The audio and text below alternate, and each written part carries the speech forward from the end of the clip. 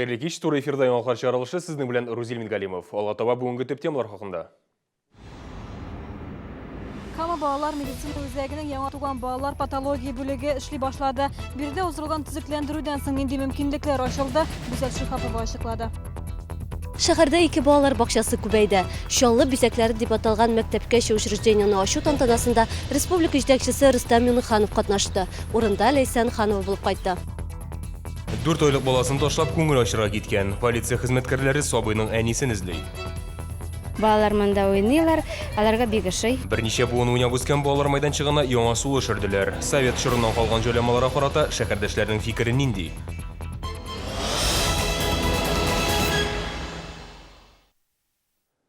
Шолда тагын бер бала тудыру йорты төзеләчәк. Моннан тыш икенче хастаханәдә төзекләндерү эшләре башлана. Бу хакта республика лидеры Рөстәм Миңнеханов хәбәр итте. Бүген ул эш сәфәре белән Чаллыга килде. Төзекләндерүдән соң Кама балалар медицина үзәгенең Г блогын ачуда катнашты. Монда яңа туган балалар патологиясе бүлеге һәм балалар диагностик үзәге урнашкан.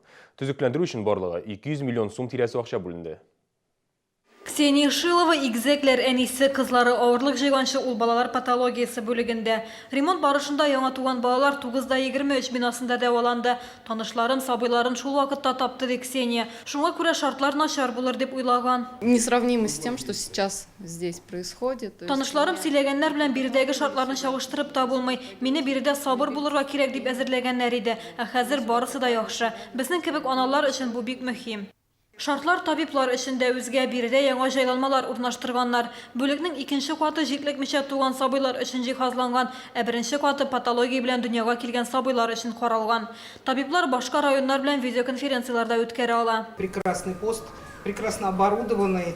Бик әйбәт пост, кувезлар, мониторлар барысы да бар. Барлык мәгълүмат үзәк блокка китеп бара. Шәфкать туташы утырган җиреннән үк һәр сабый белән булган үзгәрешләрне күзәтеп тора ала.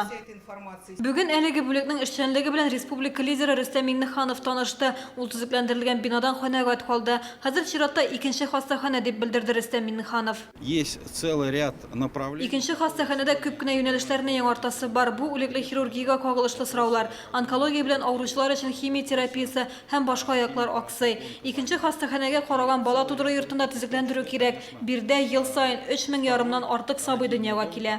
Кама балалар медицина үзәгендә тагын бер проект әзерләнә. 5 катлы 9-23 бинасында бала тудыру йорты булдырырга телиләр. Әлегә бирдә хатын-кызлар консультациясе урнашкан, төзекләндереләчәк бала табу йортына күрше районнардан пациентлар килүе көтелә. Чөнки бүген Сарман, Менделеевский һәм башка районнарда бала тудыру бүлекләре ябылды. Можем сюда замкнуть районы, где около 200 родов.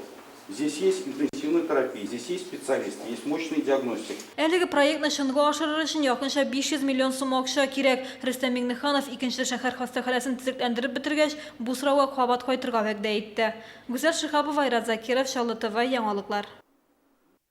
Кама балалар медицина үзәгендә булганнан соң Рөстәм Миңнеханов Чаллы бизәкләре исемле балалар бакчасын тантаналы ачуда катнашты. Әлеге мәктәпкәчә учреждение 36-нчы комплекста урнашкан. Ул 240 балага исәпләнгән. Чаллы бизәкләре быел куллануга тапшырылган бакчаларның иң беренчесе. Теманы хәбәрчебез Лейсан Ханова дәвам итә. Көнде иртән каршы алыр безне гүзәл бакчабыз. Чаллы бизәкләренә килегез сез барчагыз. Чаллы бизәкләрендә Татарстан җитәкчесен көтеп алдылар. Бакчаны аның катнашында ачу өчен әзерлек инде күптән барды. Әлеге бакча 240 балага исәпләнгән. Аны узган елның декабрендә төзи башладылар.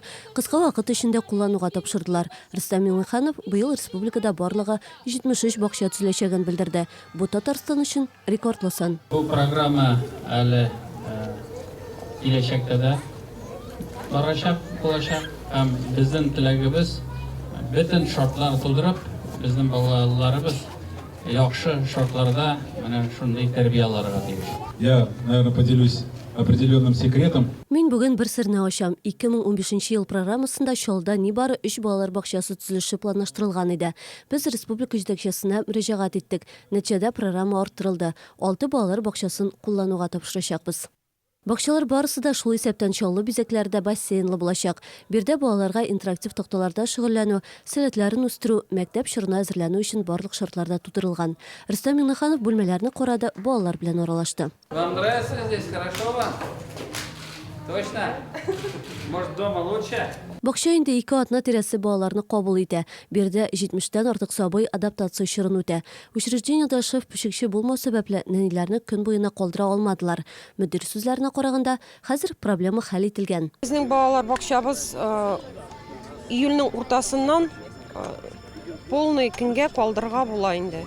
То есть балалар уже ашап, эчеп, ата-аналардан калып, бүгенге көнгә безнең шеф-поварыбыз бар.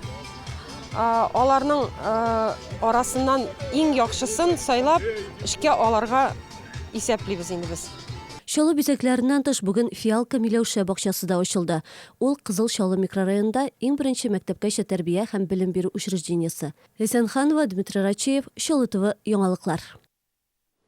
Яр буе микрорайонында да мәктәп булачак. Шәһәрдәшләргә әлеге куанычлы хәбәрне Рөстәм Миңнеханов җиткерде. 35-нче, 36-нчы һәм 37-нче комплексларда яшәүчеләр өчен бер генә мәктәп тә юк. Укучылар юллар аша чыгып, күрше комплекслардагы учреждениеләргә йөрергә мәҗбүр. Июнь айында 37-нче комплекста мәктәп салу буенча эшләр башланган иде. Бирдә Евростиль оешмасы эшләячәк. Проект 800 балага исәпләнгән. Анда 2 бассейн, спорт залы булачак. Мәктәп төзелеше өчен 600 миллион сум тирәсе акча кирәк. Начинаем строительство в этом микрорайоне по настоятельной просьбе. Бу микрорайонда мәктәп төзи башлыйбыз. Наил Гамбаров әйтүенчә, әлеге районга ул бик кирәк. Яхшы бакча, заманча мәктәп, хастаханәләр, парк һәм скверлар, булар барысы да без тоткан юнәлеш. Алдыбызда торган мөһим бурычлар.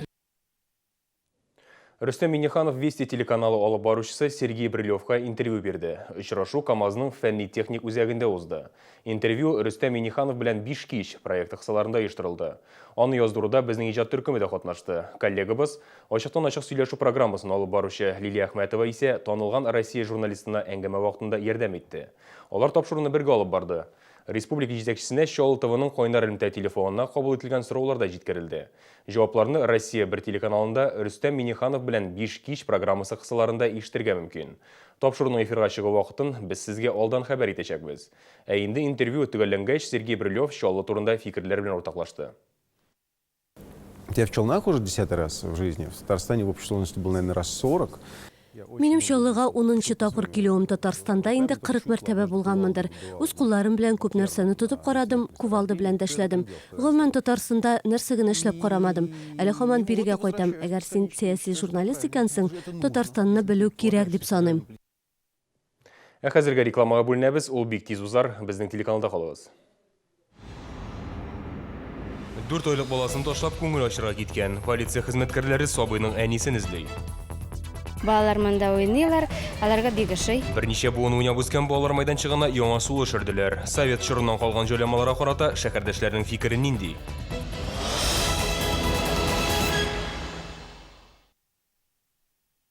Дом национальной кухни Ашсу приглашает провести свадьбы, юбилеи и корпоративы в большом красивом зале торжеств на 300 персон в центре нового города. Дом национальной кухни Ашсу, Новый город 101, телефон 39 68 66. Фирма «Подряд» предлагает современные коттеджи с земельным участком и коммуникациями от 2,5 миллионов рублей, а также участки земли от 40 тысяч рублей за сотку. Коттеджный поселок Новая Суровка в 5 минутах езды от города. Звоните сейчас 36 12 13. Хөрмәтле дин кардәшләр, Хәләл центр сезне изге Рамазан ае белән котлый һәм үзенә чакыра. Биредә дини әдәбият, хәләл косметика, парфюмерия, азык-төлек һәм мөселманнар өчен киемнәр тәкъдим ителә. Хәләл центр, Яңа шәһәр 27-09А. Рамазан ае мөбарәк булсын. Бутик дизайнерской одежды от Риммы Алямовой. Женственные платья из итальянских и турецких тканей с авторским принтом. Одежда, подчеркивающая скромность и целомудрие. Для женщин, желающих одеваться современно и со вкусом. Бутик Римма Алямова. ТЦ Палитра, 2 этаж, павильон 19. Зоомагазин «Аквадом». Все для создания экологически чистых аквариумов. Огромный выбор и выгодные цены. Принимаем заказы по интернет-каталогу на нашем сайте aquadom16.ru. Бесплатная доставка товара. «Аквадом». Все для ваших питомцев. Профессионально, выгодно, удобно. ТЦ Камила 4305 и ТЦ Чулман 3906А. Ашсу татар халык ашлары йорты Рамазан ае уңайыннан мусульман кардәшләребезне хәләл кафега чакыра. Ифтар ашлары бер кешегә 500 сумнан алып. Ашсу татар халык ашлары йорты. Яңа шәһәр 101, телефон 39 68 66.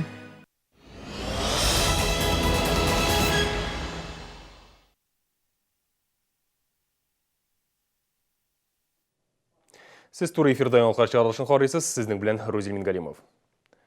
Татарстандағы құрылық арқасында 27 районда ғадеттен тыш хәл режимі кіртілді. Бұл хақта республиканың ауыл хуҗалыгы һәм азык-түлек министрі Марат Әхмәтов игълан итте. Яңғырлар кайбер районнарда яуган, һәм бертөкләрдә башак формулашы вакыты узарга да өлгергән. Шүпрәле, Буа, Апас, Камат тымагы, Балык бистәсе, Спас һәм республиканың башка районнарында хәл аеруча киренке. Әмінә Тукай районы җирләрендә дым бар. Ара-тирә булган явым-төшемнәр дә башак формалашканда зур файда китерде. Киләсе атнадан район игенчеләре арыш суктыруга чыгарга җыена. Ана кеше 4 айлык баласын ташлап калдырган. Сабыйны хукук сакчылары йогышлы авырулар хастаханәсенә алып килә. Әлегә ананы таба алмыйлар. Белгечләр аның Татарстан поселогында яшәвен ачыклаган. Тулырак алдагы сюжетыбызда. Ребенка она оставила в подъезде, сейчас забрали в инфекционную больницу. Слышишь? В подъезде оставил? В подъезде его оставил. 4 айлык Илонаны йогышлы авырулар хастаханәсенә аш килеш китерәләр. Әнисенең кем булуы билгеле. Ул 2 тапкыр аналык хокукларыннан мәхрүм ителгән 28 яшьлек хатын-кыз. Инде берничә көн аны күргән кеше юк, өендә апасы яши. Она его оставила у своей. Ул аны иптәш кызына калдырган, ул милиция чакырткан бугай. Төнлә белән 12дә минем янга килеп баланы алырга куштылар. Мин алдым, хәзер бала йогышлы авырулар хастаханәсендә. Ана кешенең 15 һәм 13 яшьлек 2 улы бар, аларны кечкенәдән үк хатын-кызның әнисе тәрбияли. Күршеләр аны соңгы тапкыр җомга көнне коляска белән күргән, янында 2 ир-атта булган. Кем белгән аны, башта монда торды ул анасы, потом ушла и потерялся и все. Тоже ташлап киткән менә сестрасына. Сестренкасына да, потом искала, она ходила ее. Потом кайтты бага куяныр, она где-то гуляет.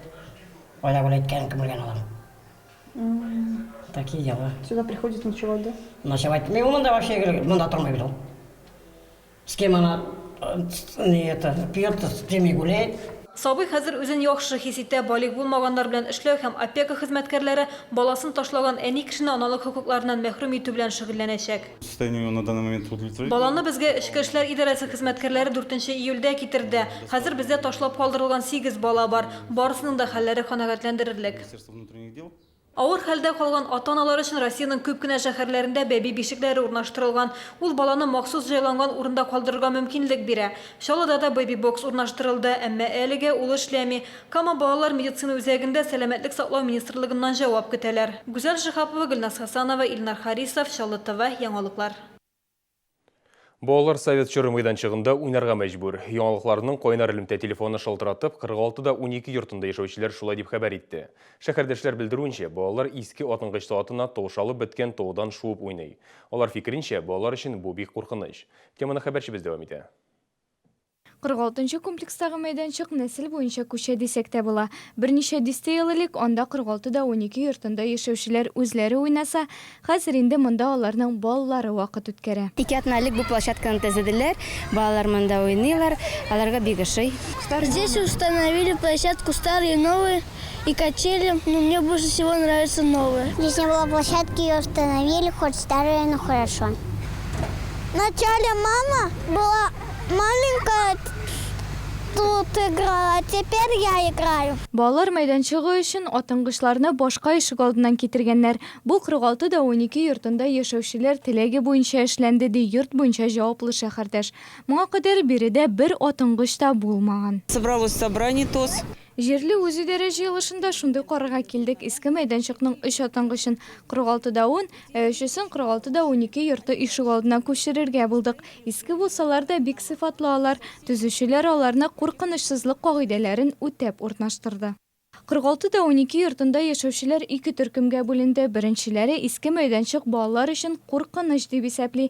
Икенчеләре исә 30 еллык атынгычлар әле озак еллар хезмәт итәчәк дигән фикердә. Мәйданчыкка алга таба башка җанланмаларны да урнаштырырга исәплиләр. Айгөл Яносова, Ксения Антонова, Илнар Харисов, Шалы ТВ, яңалыклар. Шолы ТВ каналының кайнар элемтә телефоны тәүлек дәвамында эшли. Сезне нәрсә борчый? Нинди сорауларыгыз бар? Шалтыратыгыз. Кайнар элемтә телефоны 51 31 31.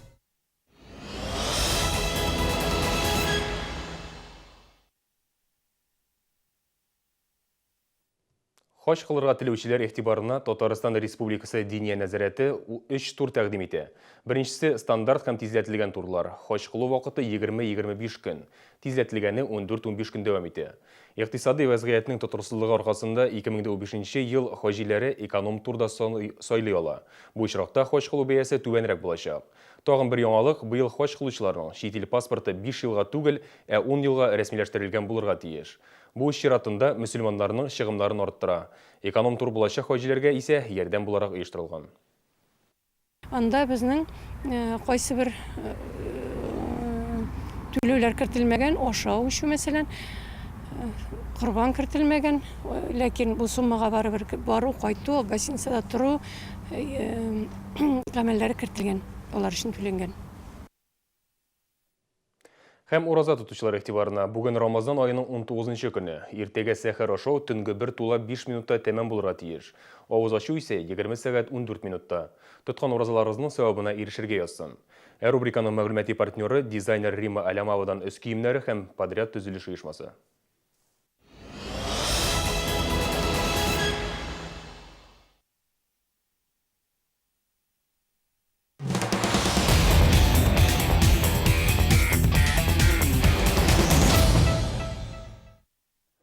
КамАЗ-мастер командасы пилоты Андрей Каргинов бийик доллар ралли рейдында җиңү яулады. Уңышлар 4 көн дәвам итте.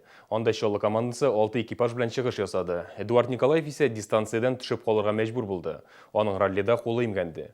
Соңгы 4нче этапта беренчелекне Айрат Мәрдиев экипаж алды. Бу җиңү пилот өчен аеруча истәлекле. Чөнки әлеге көнне аның әтисе танылган узышчы Илгизәр Мәрдиев туган көнен билгеләгән булыр иде. Ул узган ел фаҗигале вафат булды.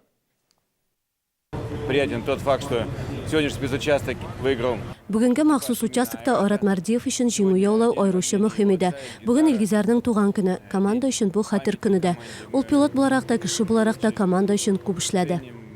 Инде гомуми нәтиҗәләр буенча бөтен җиңү минбәрен КамАЗ-мастер спортчылары алды. Андрей Каргинов экипажы 1нче урында, 2нче урында Айрат Мәрдиев экипажы. Бронзаны Сергей Куприянов яулады. Алардан биразына калышып Антон Шибалов 4нче урын алды. Тяжелые соревнования, особенно последний день. Авыр узышлар булды, бигрәк тә соңгы көн катлаулы иде. Югыйсә ахырга таба организм табигать шартларына өйрәнә, ярышларга да күнегәсең.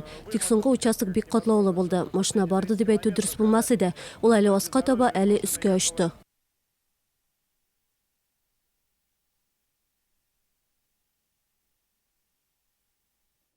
Бу көнне тахыя үрәләр, учак яндыралар һәм теләкләр телиләр. Чаллыда узган шимбә көнне Иван Купалы бәйрәме оештырылды. Аны гадәттәгечә Мәләкәс ярында билгеләп үттеләр.